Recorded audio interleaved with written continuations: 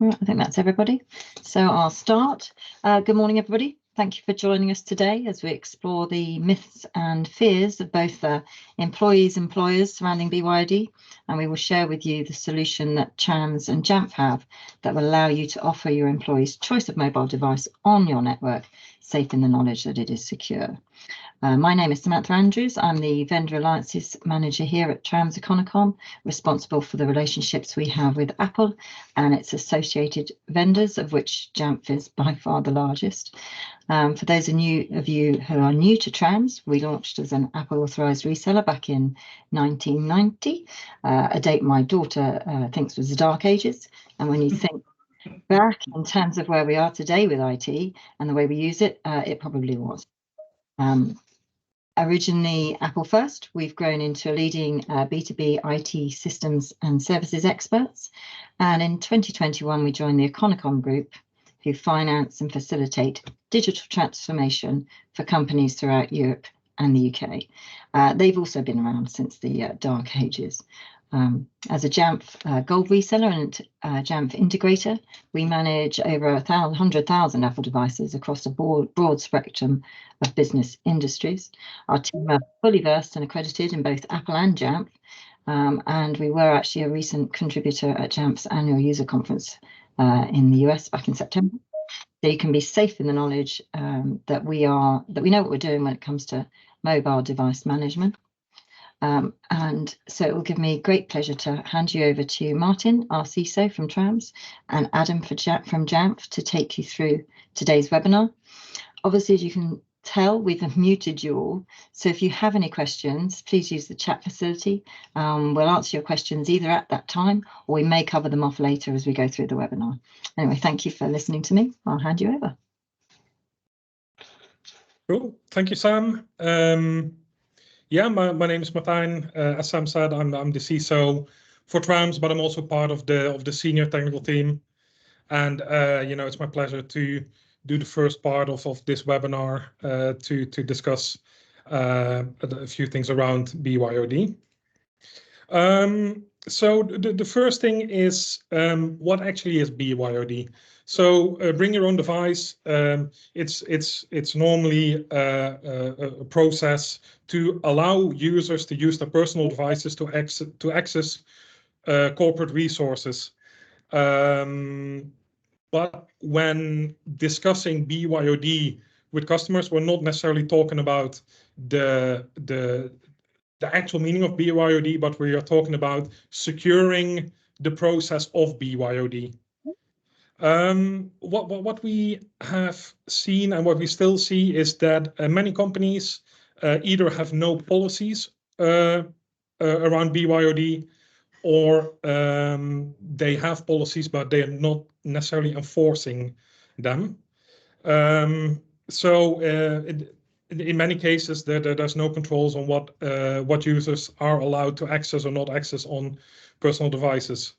The main example of this is that with most customers that we see, employees are able to access corporate email on a mobile device, but there is no security around that.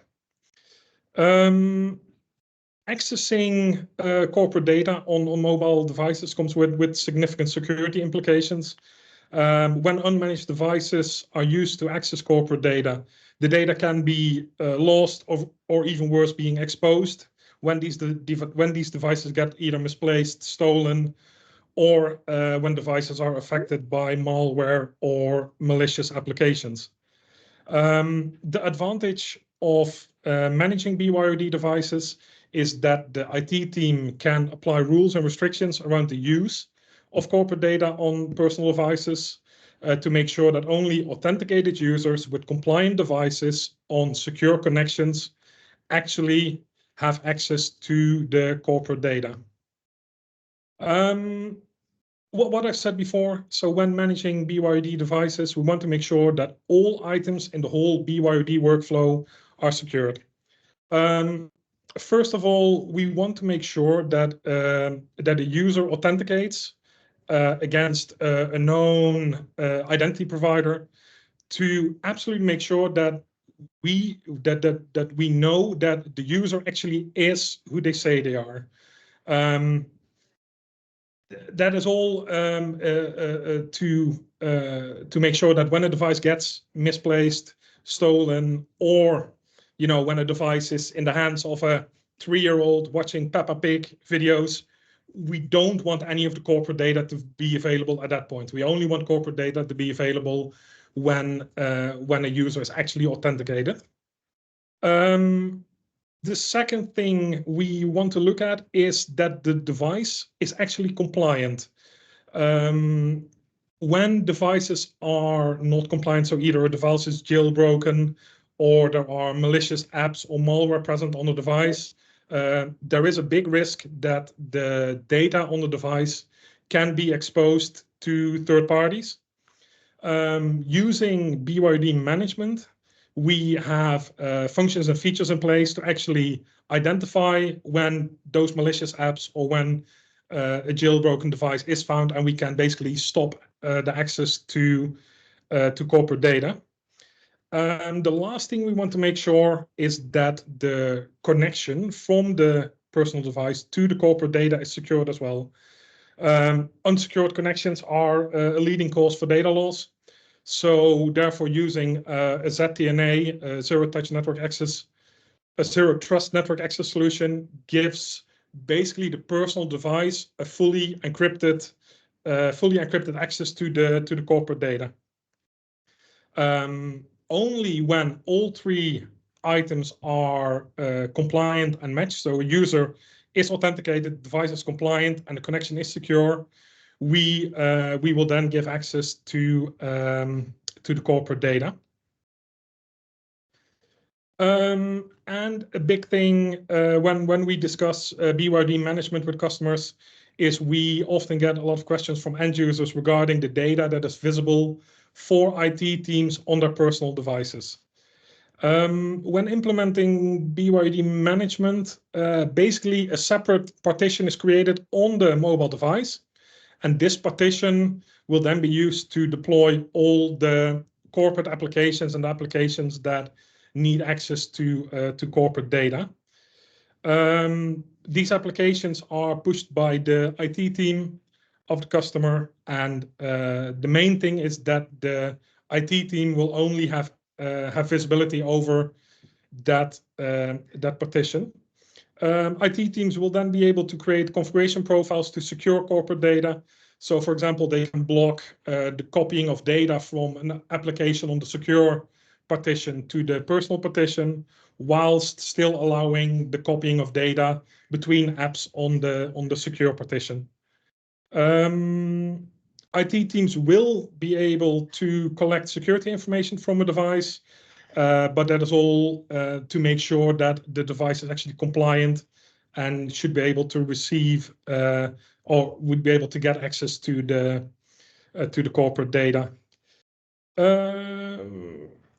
When looking at the capabilities that IT teams have to remove items from personal devices, IT teams will only be able to remove items that have been pushed to the secure partition or the secure configuration. So at no point IT teams will have access to personal data like photos, personal emails, messages, and the IT team can never track the actual location of the precise location of a mobile device.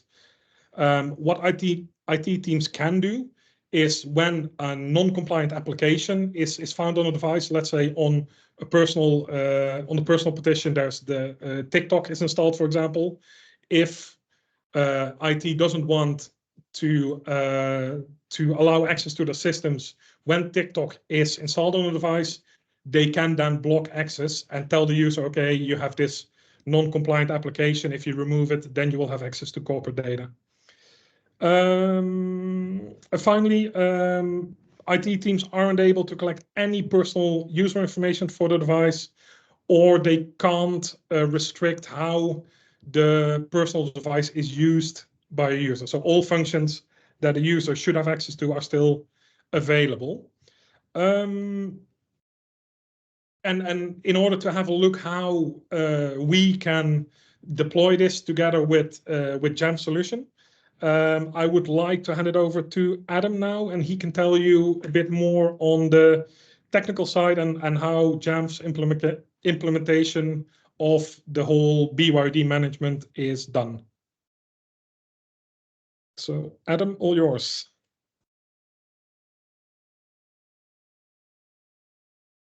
Thank you, Martin. Yeah, great to speak with you all today. So obviously, yeah, for those that don't know me or Jamf, there's a little bit on screen here of Jamf's background. I think we are well known in the industry for the work we do on Mac, but maybe not less so on mobile. And I think that line at the top there is very important in terms of our focus. Yes, we still are heavily sort of associated with Apple and have a strong relationship with Apple, but our kind of offering for the mobile platform has evolved considerably, which yeah, thrilled to be taking you through today and giving you our perspective and our sort of proposals for how to handle BYOD.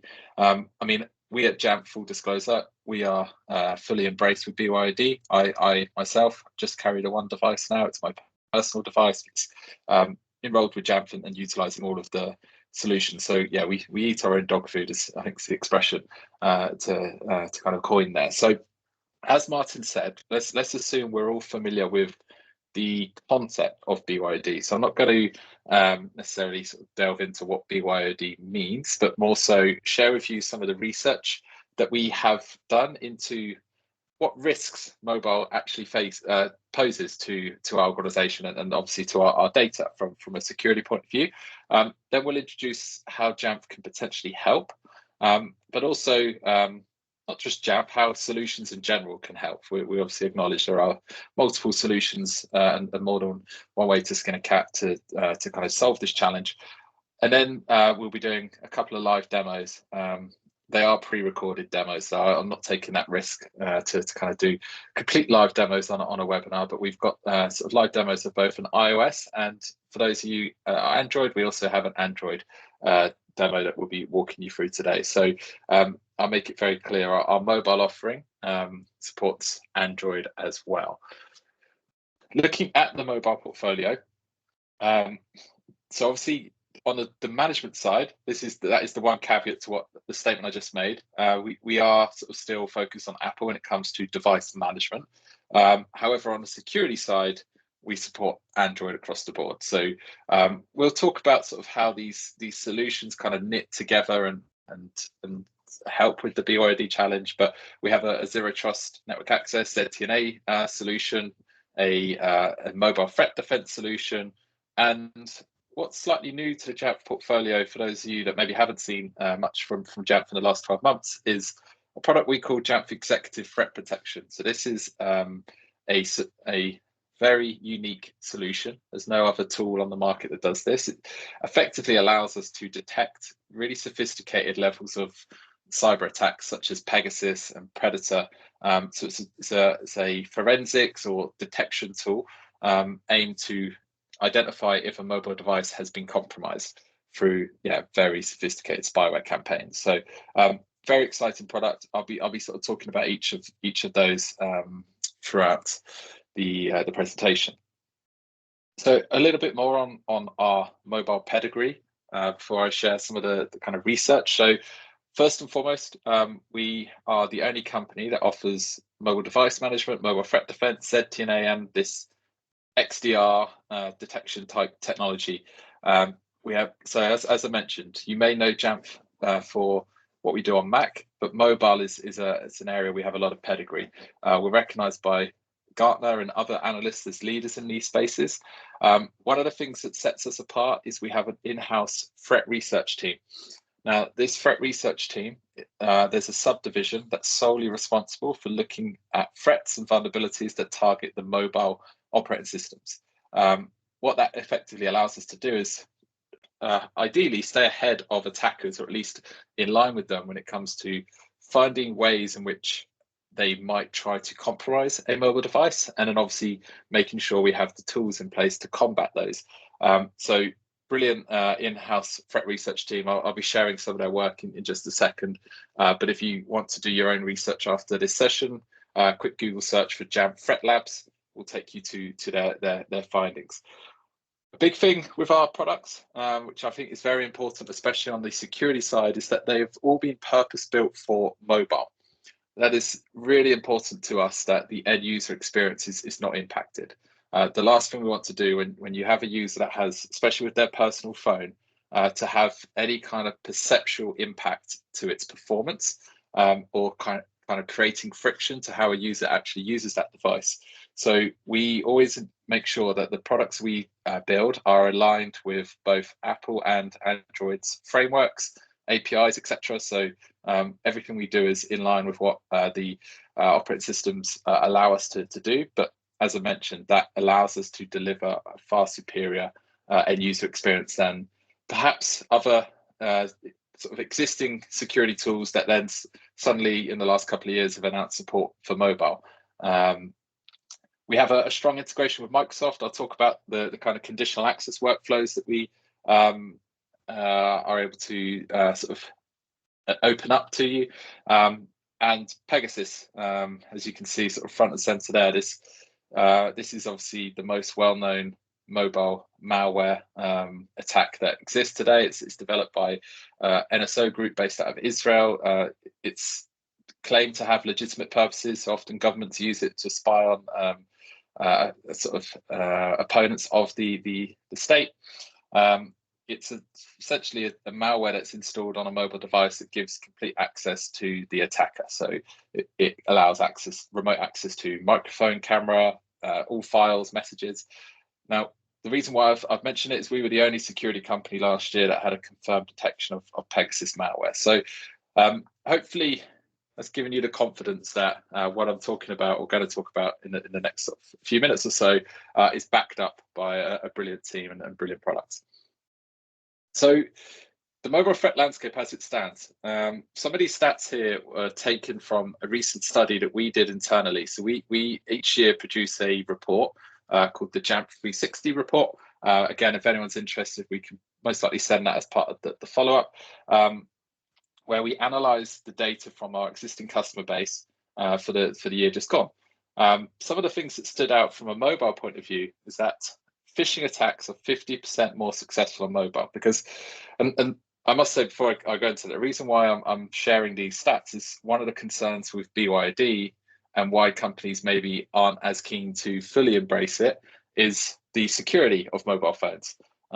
And how serious should we take security of mobile phones? So that is why that's kind of setting the scene for why I'm sharing this data with you. So yeah, 50% more successful phishing attacks on mobile. So typically a phishing attack on mobile is delivered via SMS rather than email. So users are pretty well trained these days to spot a dodgy looking email, or at least I say that. I'm sure each of you probably have a few users in mind that you know will definitely still click on phishing emails when they get them. But if that's the case, then twice as likely to do so if they receive a phishing text message. I'm sure we've all received these type of messages, certainly on a personal side, like maybe a message from a delivery service or your bank. But on the enterprise side, the two most common domains that we see for phishing attacks are Microsoft and Apple. So imagine a scenario, you have one of your users receives a text message from Microsoft. And actually, that's quite common. If you use Microsoft yourself, you know that they send you text messages, maybe for multi-factor authentication or for whatever reason. So imagine your users have received a text message from Microsoft.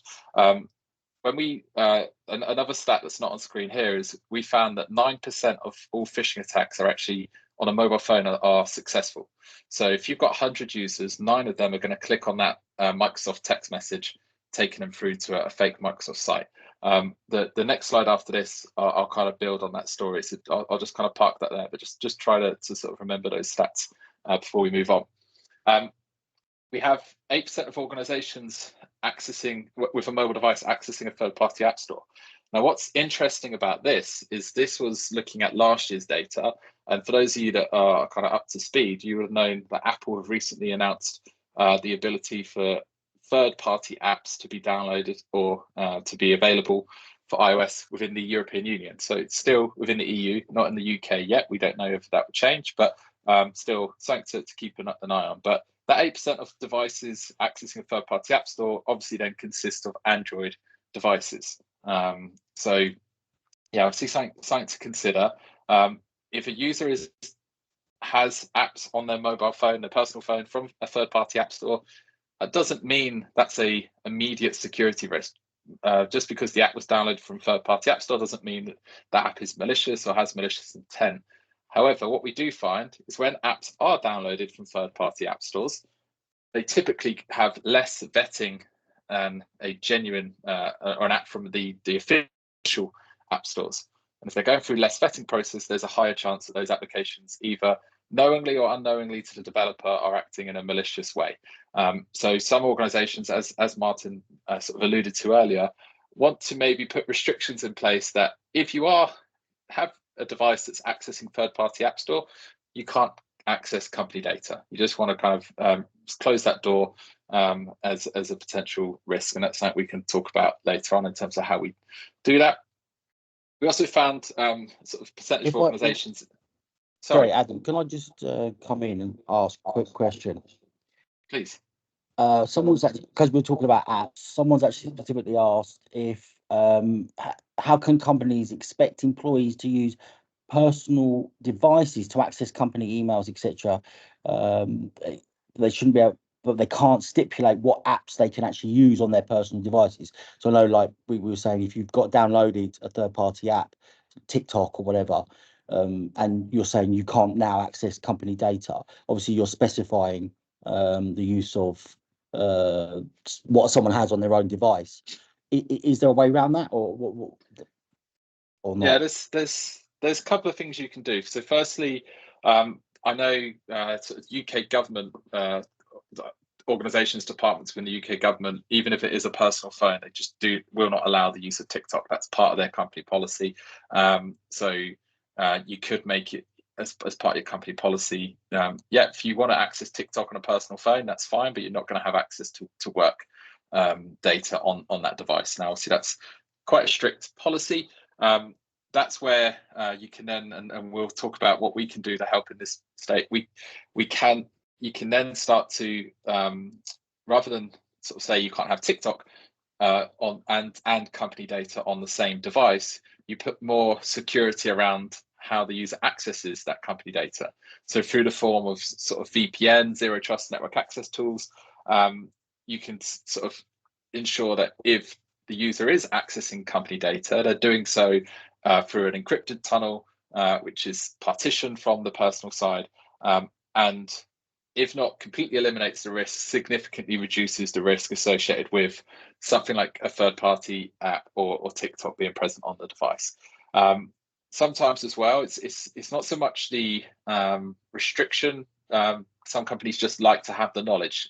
So rather than say, right, we're going to block everyone who has TikTok on from accessing, they maybe just want to see, okay, we want to have an idea of how many of our users have TikTok, and maybe reach out to all users rather than specify an individual, and just kind of explain these are the potential implications or risks behind using this application. Because yeah, there's as much of a threat to their personal data, not so much with TikTok, but with third-party app stores, as much of a threat to their personal data as much as the company data. So yeah, there's a few ways which we see companies manage that challenge. And yeah, depending on industry you're in, the risk appetite, there's a few sort of methods to combat that. But yeah, keep those sort of questions coming, and yeah, thanks Adrian for jumping in. So the mobile malware piece is interesting. Now, mobile itself is generally kind of seen as an operating system which is slightly more secure than certainly traditional desktops. We actually find that for mobile devices, there is more of a kind of prevalence of targeted attacks, especially on that spyware. The kind of way to summarize it is, if an attacker wants to compromise an individual, they'll target their mobile phone. If they want to compromise an organization, they'll go after like the wider network or the kind of laptop, desktop as the initial vector there. So, but even so, from a company point of view, if they're if that individual has sensitive IP or is a high value to you, then obviously that's something you want to sort of bear in mind. So we saw recently the European Parliament announced that several of their officials' phones were compromised through spyware. We also found recently that the Polish Prime Minister was claimed, or has claimed, that the previous regime were widely using Pegasus, and I think there is a sort of perception, or there was a perception, that there's only certain types of nation states, if you like, that use this type of spyware. But we know for a fact, based on this, that there are, Western governments, NATO governments, etc., that are using this. So we speak to a lot of organizations that have users traveling internationally, and that's probably the biggest concern with mobile phones, is what are they doing whilst in that country, and what's happened to their device when they come back from that country. So like I said, certainly check out the 360 report for more sort of data on this. But this is kind of setting the scene that we should be taking mobile seriously from a security point of view, certainly more seriously than perhaps we have in the last couple of years. I mentioned phishing earlier. So if we go back to that hypothetical scenario I gave. Now, imagine you've got your 100 users that received a text message from Microsoft. 9 of them were foolish enough, if you like, to click on the link. Now, that link has taken them through to one of these sites.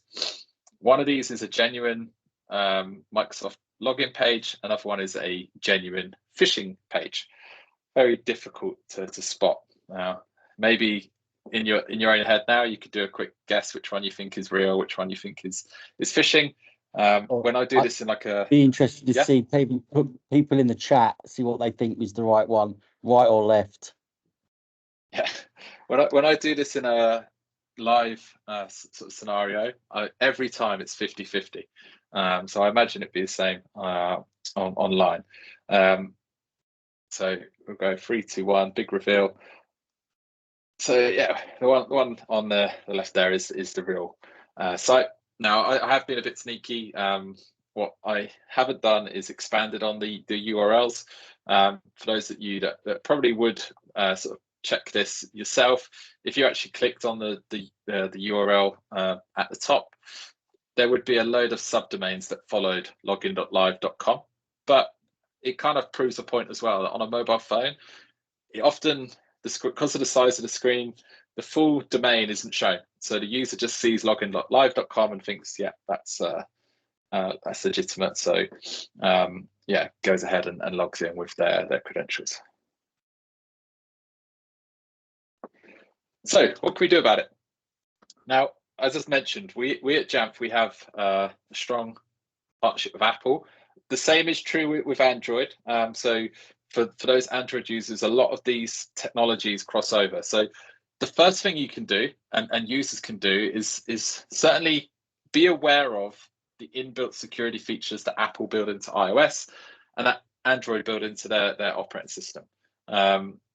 For example, Apple have developed over the last couple of years significant, in the last sort of year in particular, significant improvements or enhancements to their own security offerings. So they've started to push out rapid security response, which has seen quite a large success rate in terms of quickly patching known vulnerabilities across operating systems. They've developed features such as lockdown mode. So this is a method in which the user can put their iPhone into a mode which, as the name states, locks it down. So it prevents the device from communicating with the kind of outside world. So in theory, it's designed to prevent an attack if a user thinks they are under a potential attack with their mobile phone. And they've also made considerable sort of enhancements to what companies like Jamf can do within the APIs and the frameworks that they make available to security companies such as ourselves. So at Jamf, you may or may not see us talk about trusted access. So trusted access is kind of how we build on what Apple and Android offer to deliver this up to you. So Really, the kind of concept for trusted access is that only authorized users on enrolled devices that are secure and compliant can access sensitive data. Now, when we talk about trusted access, we're talking about both company-owned, but in the context of today's session, especially BYO devices.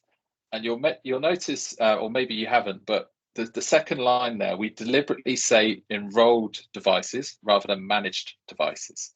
That is deliberately sort of pointing to the emphasis we put on BYOD. So with Jamf, the idea is if you utilize the Jamf products, this is what you should be able to achieve, that only authorized users that are on enrolled devices that are secure and compliant can access your sensitive data. That's our mission statement, if you like. So let's have a little look at the technologies, how we achieve that. So as I mentioned, first and foremost, we have the device management capabilities. With Jamf internally, we obviously are largely iOS. We take advantage of account-driven user enrollment, which as part of the demo later on, I'll show you the steps there. This allows you to create this kind of separation on a personal device. So it enrolls your device into the MDM. Within that, it then sort of is able to push down applications, configurations, and certain restrictions, but keeps your business data separate from your personal data. So the account-driven user enrollment is what we're utilizing there.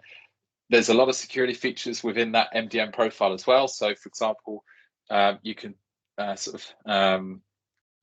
restrict the ability to copy and paste data from a business and therefore managed application to a non-managed application. So I can't copy data from a business email and put it into my personal notes. You can sort of enforce a managed browser. So any links clicked on within a business application are then sort of open within a managed browser rather than the user's own sort of preferred browser, amongst other restrictions. But the big thing there is that data separation. And of course, you can do achieve a similar thing on Android with other MDM solutions. Then we come into our security tools. So we'll sort of dive into these in just a second, but we have a mobile threat defense solution, which provides coverage for both corporate-owned and BYOD devices.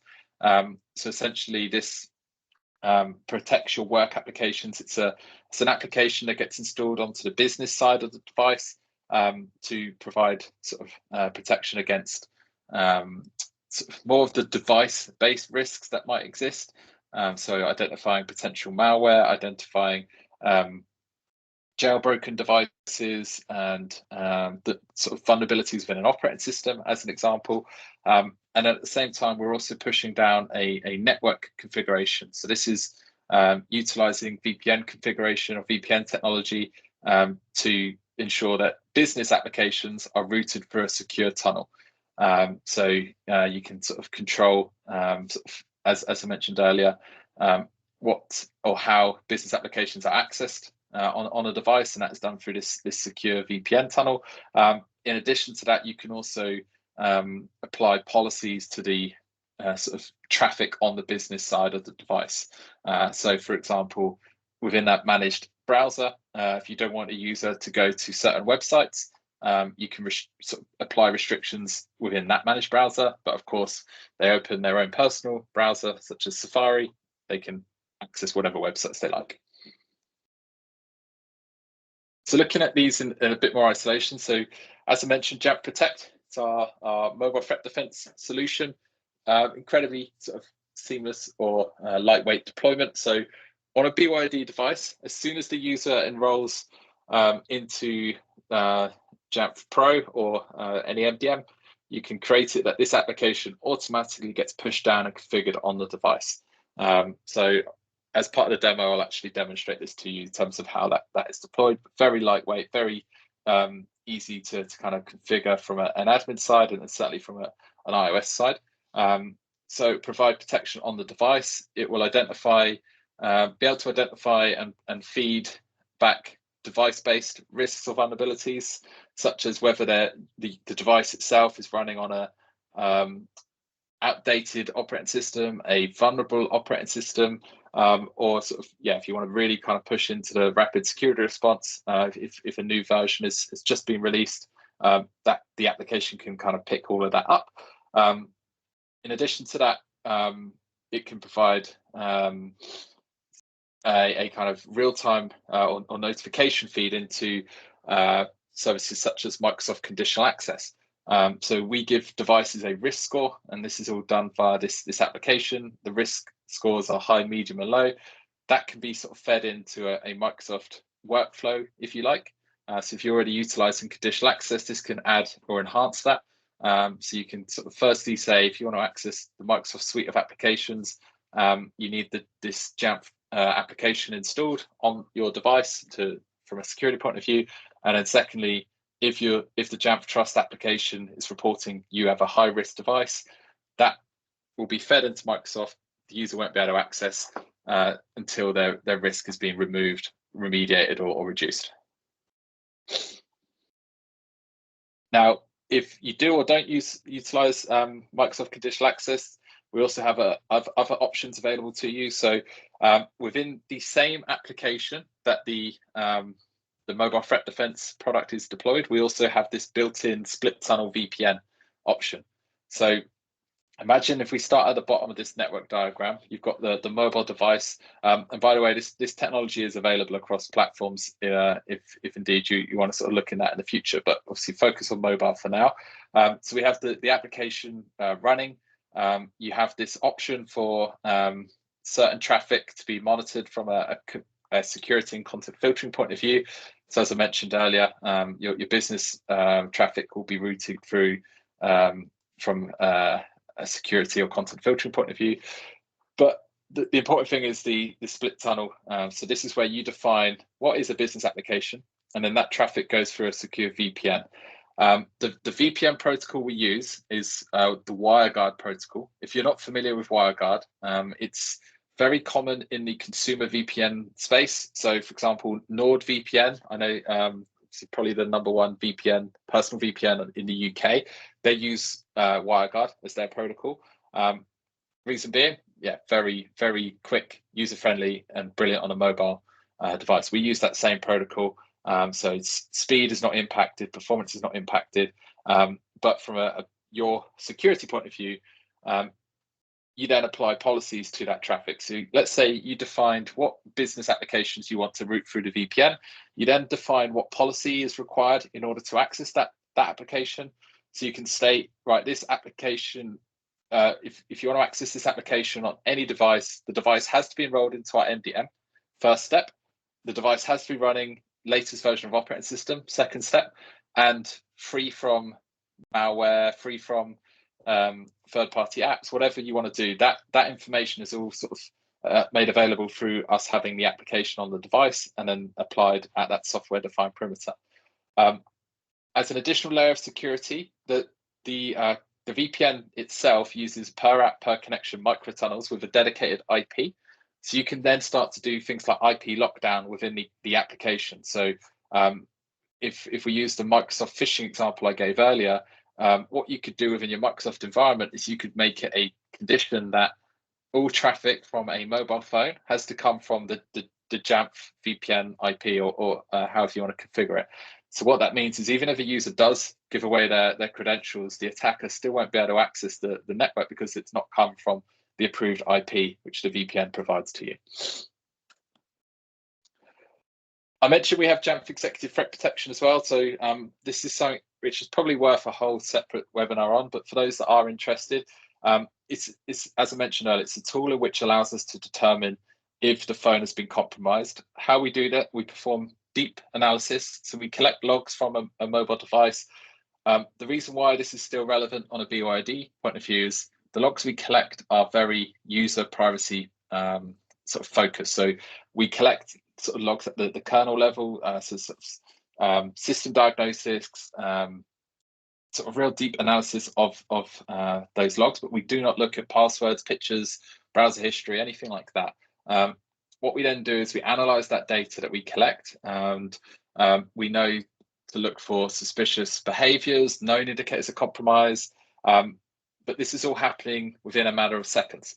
So we analyze that data within a matter of seconds and then provide an instant result to you and to the user to say, yeah, we think this phone has been compromised, or no, that device is fine, continue to use it. So yeah, kind of planting the seed for you all there in terms of what Jamf Executive Threat Protection could do. And by all means, if anyone's interested, we can certainly give you more of a sort of demonstration of that in a future session. So you might also then be asking, okay, right, firstly, what's the difference on this slide? But also, what if we don't necessarily have an MDM in place, or maybe we don't see it as possible? So we still have a few things that we can do in that state. We can still deploy our threat defense application to the end user's device. Rather than it automatically be installed via the MDM, it just requires the user to download it from the app stores. But that in itself will then provide a layer of security for that device. So you could offer that to those users. But the kind of real value for you as a business is then that brings in the VPN capability. So even if the device isn't managed, you can still sort of specify that, okay, if you're going to access business applications on this device, it still has to come through a secure VPN tunnel, and we can still sort of get some basic device information. All personal traffic goes directly to the internet, so we don't see any of that. We just see business applications routed through the VPN. Cool. So to wrap it up, let's look at the iOS and Android sort of scenarios. So this is an iOS example. So in this case, I'm showing you what it's like with Jamf. So firstly, the capture of a user enrollment. All the user has to do, and so there's a lot of information on how to kind of do this and set this up, is sign in to their account through the settings within iOS. So they sign into their account. In this case, we're highlighting the experience using Azure for authentication, but you can use other tools like Google, for example, for this. But it's quite a familiar experience to the end user. And you as an organization can control that enrollment to only having those work credentials. That then sets up this separate work partition. So that's then created. So you've got clear separation of work and personal data.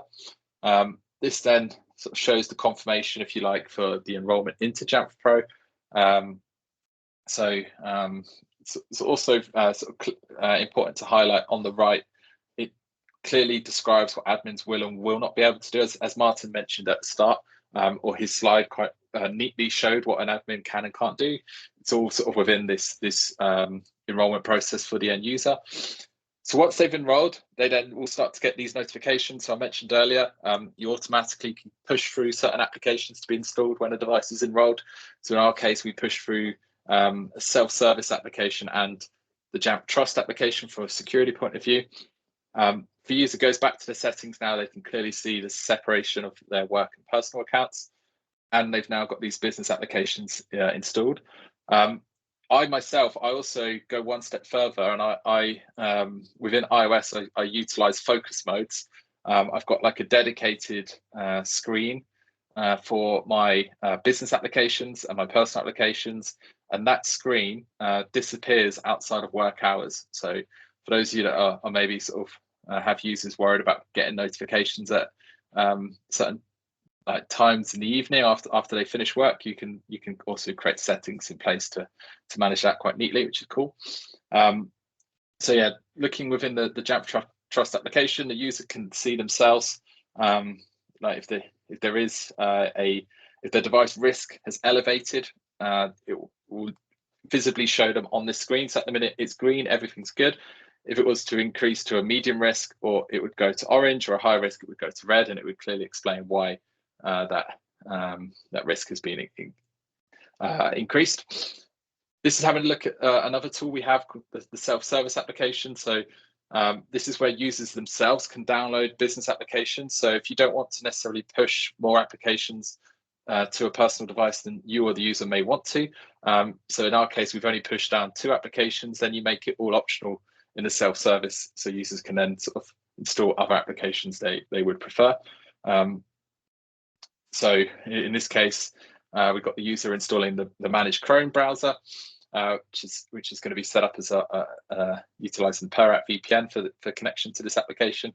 And as I mentioned earlier, this is also highlighting a way in which you can enforce data loss prevention through preventing copy and paste between applications, but also between accounts as well.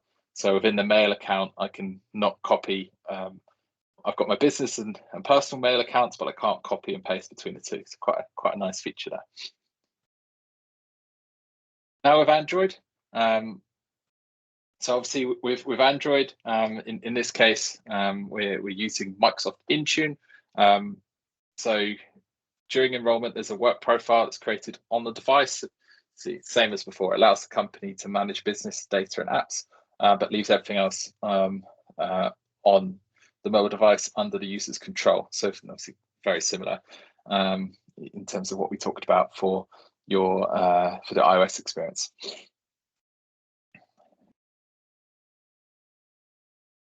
So then we move on. So here we've configured the work profile on the Android device.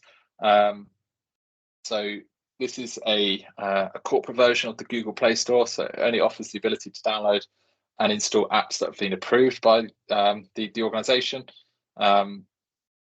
So as I mentioned, this is separate. These corporate applications are separate from the personal applications that may already be on the device. And you can also, as with iOS, you can't copy and paste between those applications.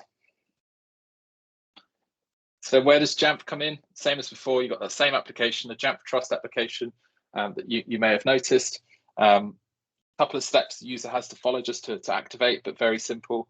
They just authenticate, in this case through Microsoft. That's all they have to do to complete that up and running. So you can see there the user is enabled the VPN. So what we're going to do here is just show sort of a user connecting or attempting to connect to an internal site. You'll see here that it's has been forbidden. Why that be?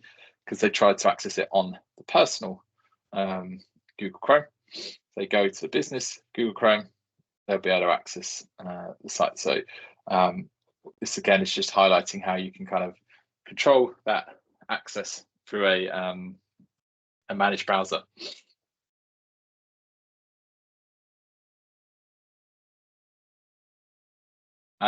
You can also utilize this for other applications. So, we've talked about sort of Teams. Now you can see here that users got that login.live.com domain. We saw that earlier, that they've been blocked. So again, this is just highlighting the way in which the threat defense solution works on the business side of the device within that business managed browser. And in the same way, if you wanted to utilize this managed browser for like a acceptable usage policy, you can also use it for restricting access to those type of services as well.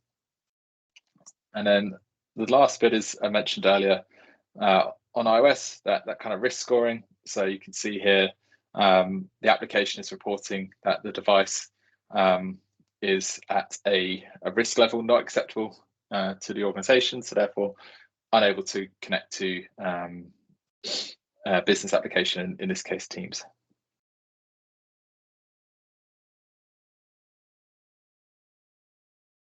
You can see that the connection is blocked. So although it appears they're able to access it, because their device is considered too much of a risk, they won't be able to access it. Right, and so that pretty much covers what I was, and I was just looking at time as well. I want to make sure we leave some time for questions. So yeah, to kind of cover off what we are trying to achieve for Jamf on the BYOD and the mobile side is what's on screen here. The idea is that you will set it up that only authorized users on enrolled devices that are secure and compliant can access sensitive data.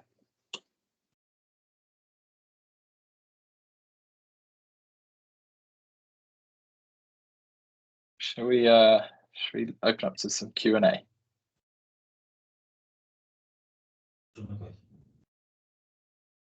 Yeah, sure. Thanks, Adam. So we had a question come in: if all these settings can be applied on business-owned devices? Absolutely. Because normally with corporate-owned device, you have full control over the device. The device is supervised, so you control absolutely everything on a device. So you can prevent personal applications to be installed, personal iCloud account to log in. With corporate-owned device, you have way more control over this. Then we had a question come in. Let's say a user does have malware or other threats on their phone that have been detected, but they are not tech savvy. Will Jamf remove these threats for them, or are they left to their own initiative to do so? Without sitting on the fence, it obviously depends. Most of the time, because of the way in which the MDM profile is on the device, we won't be able to remove the threat itself. We would more so focus on just removing the ability to access company data until that threat has been fixed.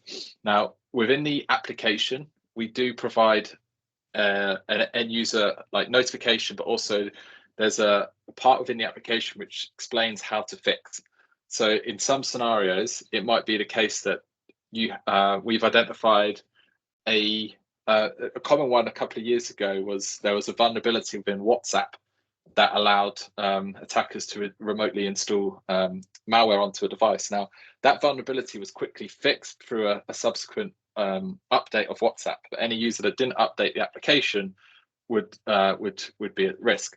So in that scenario, the user would get notification that would say, you are denied access to company data because you have a vulnerable app. The vulnerable app is WhatsApp, how to fix it, and it will say either update or remove the application, whichever is applicable. So hopefully that would then give the user enough information to go, hey, I just need to remove this application or I need to update it. Of course, if they don't, an admin, you can get notifications as an admin that would say, yeah, this device is high risk, and maybe you can reach out to the user in question or they'd reach out to you. But yeah, it's a tricky one with that kind of remediation on a BYOD device, because obviously the main thing is that we don't touch personal applications and data, and if the risks exist on the personal side, there's not going to be much we can do. So what we focus on is that education piece. Cool, thank you. Another question is, when a connection is blocked to, let's say, a corporate website because the device isn't compliant, will it actually show in the screen why the connection is blocked, or will it just time out and don't show anything? Within the browser, it won't, but the user should get a pop-up notification from our app, and then the application will say, hey, this is why you were denied access. But I know with Microsoft applications, I think you can customize the notification. So there may be stuff you can do with SaaS applications, but we can also, through the app, deliver a notification. Cool, and I think maybe the last question for today. How can you prove to end users that personal information is safe and that devices can't be remotely wiped by the company?